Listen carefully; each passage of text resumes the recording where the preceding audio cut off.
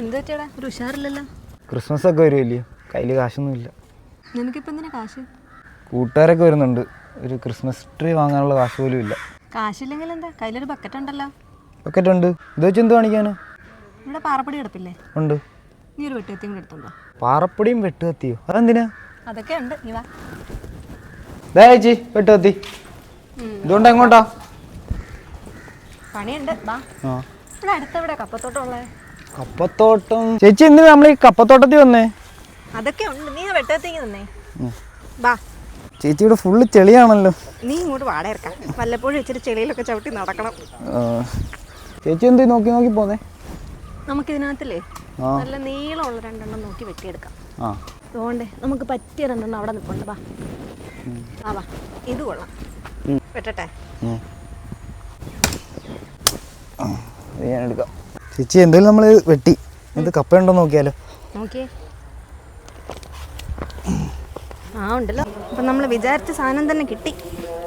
ഇത്രയും കഷ്ടപ്പെട്ടിട്ട് ഇതുകൊണ്ട് വല്ല പ്രയോജനം ഉണ്ടോ? നീ വാ, കാണാൻ പോണ പൂരം പറഞ്ഞറിയിക്കണോ? ക്രിസ്മസ് ഒക്കെ വരുമല്ലേ, സാധാരണക്കാർക്കും ക്രിസ്മസ് ഒക്കെ ആഘോഷിക്കണ്ടേ?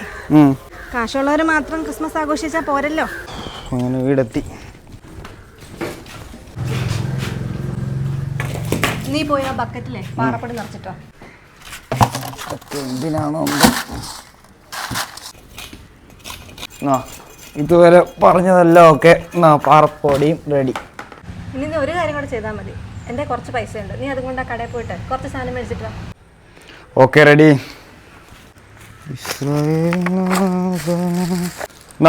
എല്ലാം വാങ്ങിയിട്ടുണ്ട്. തന്ന പൈസ മുഴുവൻ നീ തീർത്തോ? തീർത്ത്. നീ കയറിങ്ങി തന്നെ ഇതൊന്ന് പിടിച്ചോ, ടൈറ്റ് ചെയ്ത് കെട്ടാം.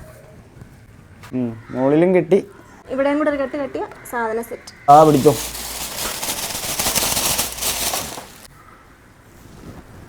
നീ വാ, ഇത് മൊത്തം ചുറ്റിയെടുത്തേ.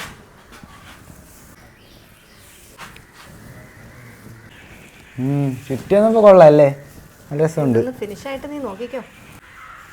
ഇപ്പൊ എങ്ങനെയുണ്ട്? കൊള്ളാം, അടിപൊളി. തീർന്നില്ല, കുറച്ച് പരിപാടികൾ ബാക്കിയുണ്ട്. ചേച്ചി ഇത് ഓരോന്ന് നോക്കുമ്പോ ഭംഗി കൂടി കൂടി വരികയാണല്ലോ. നിന്റെ കൂട്ടുകാരെ ഞെട്ടിക്കാൻ ഇത് പോരെ? ധാരാളം.